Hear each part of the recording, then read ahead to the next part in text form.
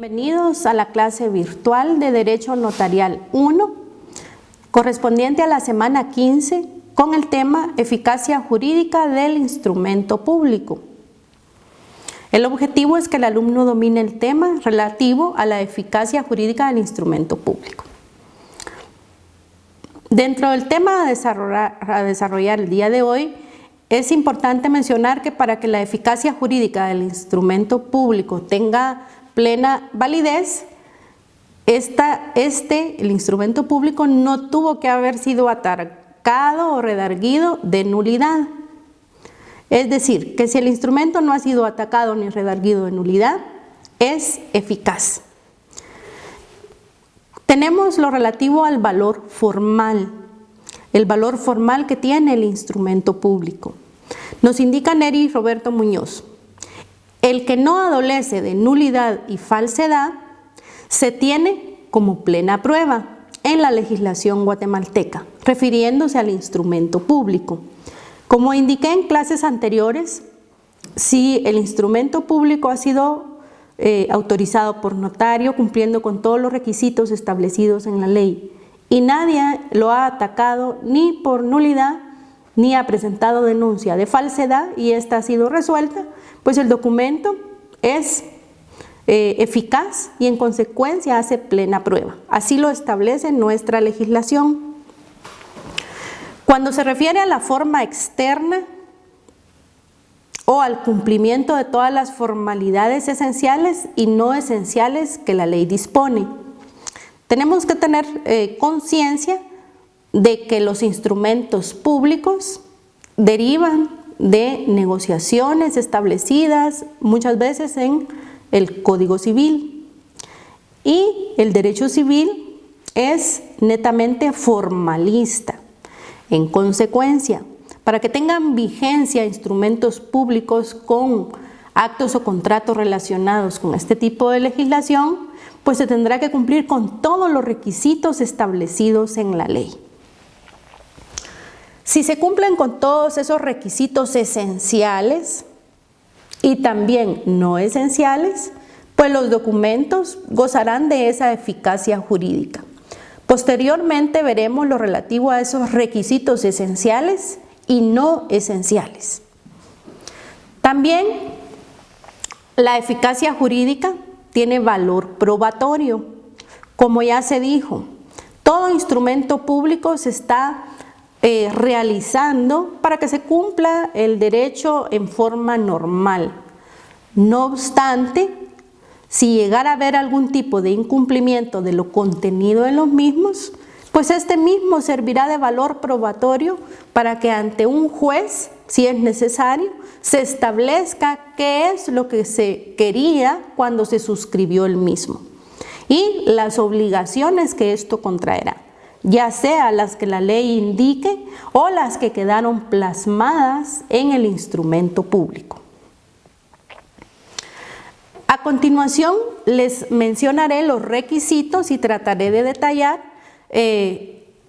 los requerimientos que la ley nos indica que deberá tener todo instrumento público para tener esa categoría de instrumento público.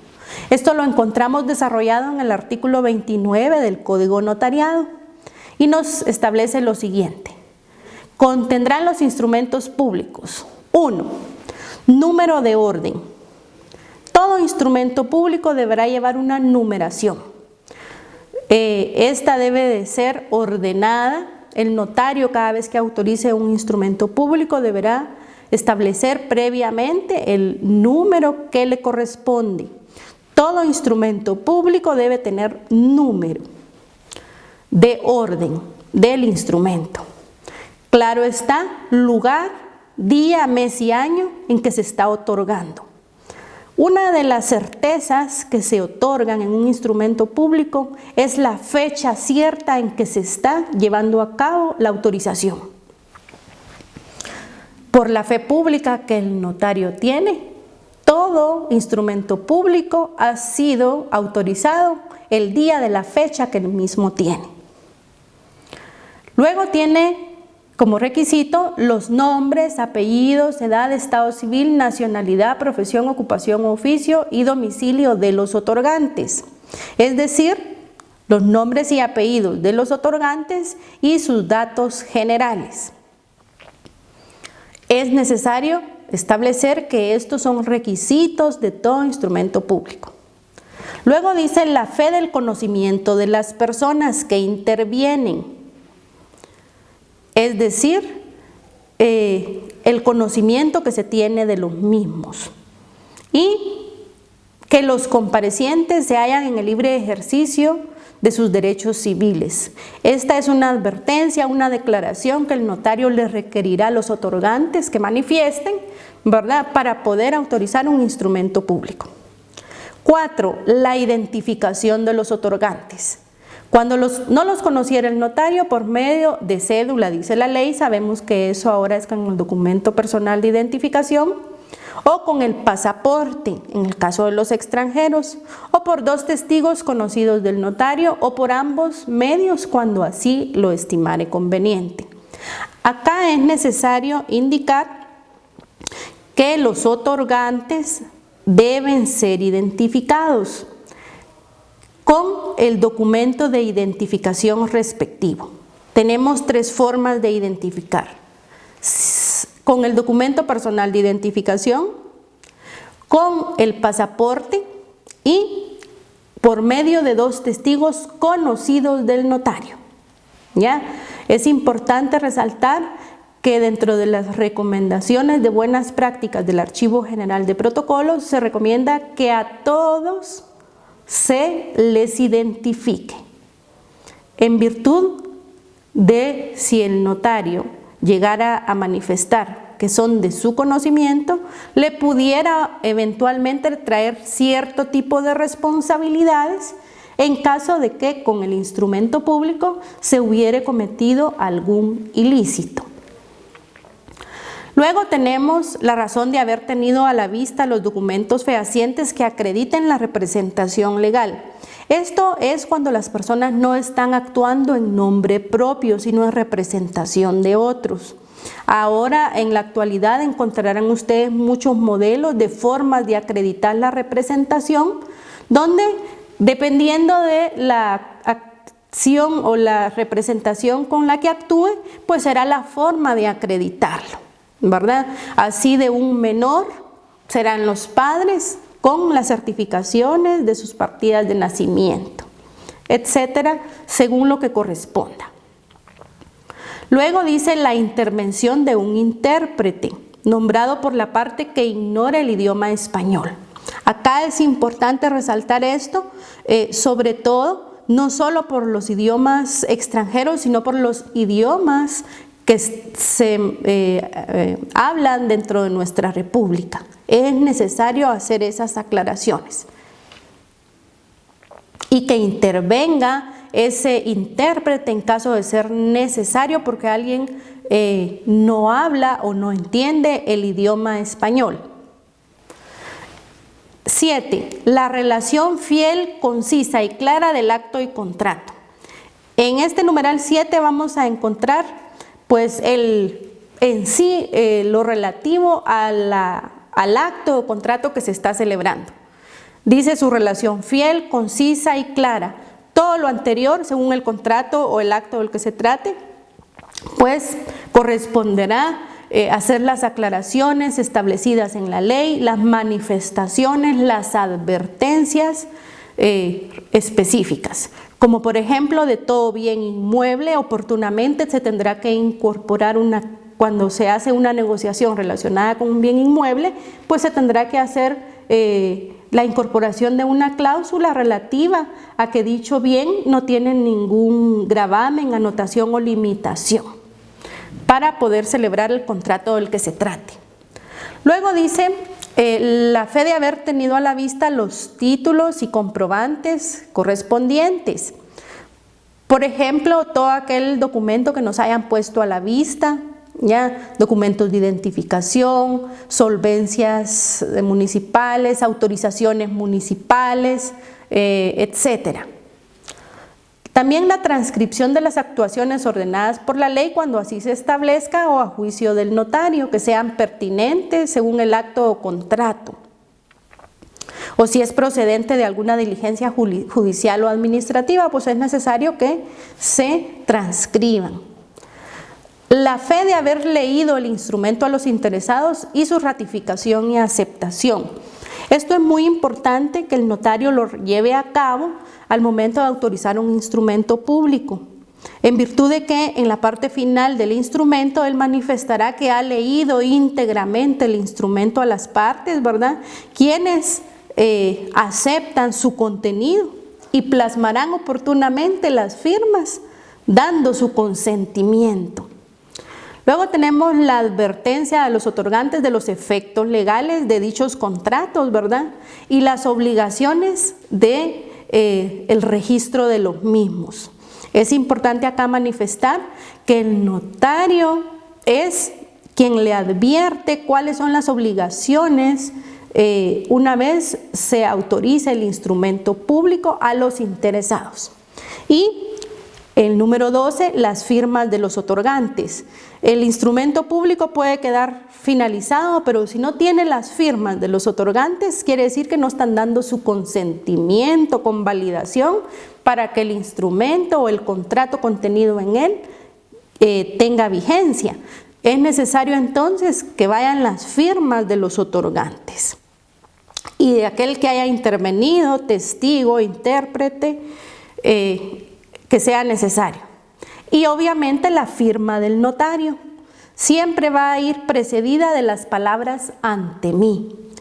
Recomendación como buenas prácticas del Archivo General de Protocolos ha sido que ese ante mí también sea escrito a mano del notario. Firman los otorgantes y en caso de que los otorgantes no pudieran firmar, pues la ley establece la impresión de su digital de su dedo pulgar derecho para establecer y un testigo que indique que está firmando por él. Pero también está el caso de que el instrumento público, el notario esté actuando en forma individual, donde no comparece nadie. En algunos casos ya la ley establece qué casos son, y el notario en ese caso, la antefirma se cambiará a por mí y ante mí. Es necesario aclarar que si ustedes pueden observar en la ley, no habla del sello del notario, pues será a disposición del notario, ¿verdad?, si incluye su sello en su firma en la escritura pública o no. No obstante que algunos indican que al estar registrada la firma y el sello, pues sería obligatorio que vaya. No obstante, no hay una ley que diga específicamente que deba ir el sello en este requisito que estamos viendo. Es necesario resaltar que los subrayados son propios de mi persona. Luego tenemos algo muy importante que resaltar. Esto nos lo indica el artículo 31 y nos dice de las anteriores que vimos, ¿cuáles son formalidades esenciales? Está resaltado la palabra esenciales. Quiere decir que si estas no están, vamos a ver las consecuencias que pudiera llegar a tener esa ausencia de esos requisitos. Lugar y fecha del otorgamiento. Nombre y apellidos de los otorgantes. Razón de haber tenido a la vista los documentos que acreditan la representación suficiente de quien comparezca en nombre de otro, la intervención del intérprete, como ya mencionamos, que es de alguien de los otorgantes que ignore el idioma español, la relación del acto o contrato con sus modalidades y las firmas de quienes intervienen, o en su caso, la impresión digital. Fíjense bien, en el artículo 32 del Código de Notariado nos dice que la ausencia, la omisión de las formalidades que leímos previamente en los instrumentos públicos da acción a la parte interesada para demandar su nulidad del instrumento público, siempre que se ejercite dentro del término de 4 años, a partir de la fecha de su otorgamiento. Esto es importante porque, como podemos ver, el notario en su ejercicio profesional tiene que cumplir con todos los requisitos establecidos en la ley. Por eso es que el estudio del derecho notarial es bien minucioso y el estudiante deberá observar todos estos requisitos que son obligatorios cumplirlos. Caso contrario, se incurrirá en posibles responsabilidades por no cumplir con los requisitos establecidos en la ley. No es intención del catedrático exigirles que cumplan con estas cosas minuciosas, sino, como pueden ver, son requisitos establecidos en la ley. De los que leímos en el artículo 29, hay 12 requisitos, pero hay 6 que son esenciales, fundamentales. Si no están incluidos en un instrumento público, al que le convenga podrá presentar nulidad dentro de los 4 años de la autorización del mismo. Y si la nulidad llegara a ser declarada, pues será el notario el que tendrá que cubrir ciertas responsabilidades que se le pueden oportunamente llegar a exigir. Luego tenemos en el artículo 33 de la misma ley que la omisión de las formalidades no esenciales hacen que el notario incurra en una multa de 5 a 50 quetzales, según sea el caso. Entonces, de esto yo quiero resaltar que todo estudiante del curso de Derecho Notarial debe saber cuáles son los requisitos del instrumento público, cuáles son esas formalidades esenciales y qué sucede en caso de omisión de esas formalidades esenciales. En virtud de lo anterior, pues les planteo las siguientes preguntas, que sería necesario que ustedes tengan a la mano su código de notariado para que de una vez vayan marcando todos aquellos artículos que son de suma importancia para que al momento del manejo de sus leyes, pues ustedes ya sepan el contenido y el significado de los mismos. Les presento la pregunta 15.1. Indicar cuál de los siguientes sí es una formalidad esencial de un instrumento público. A. El estado civil de los otorgantes. B. La firma de los otorgantes. O C. La vecindad de los otorgantes. Pregunta 15.2.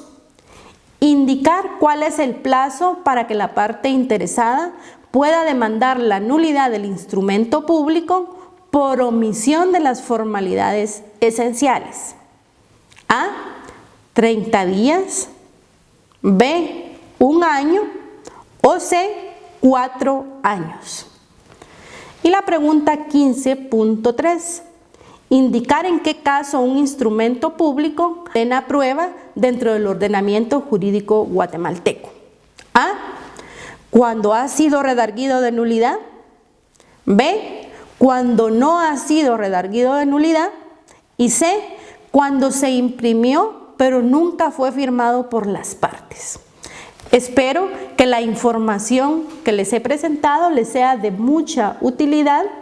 Muchas gracias.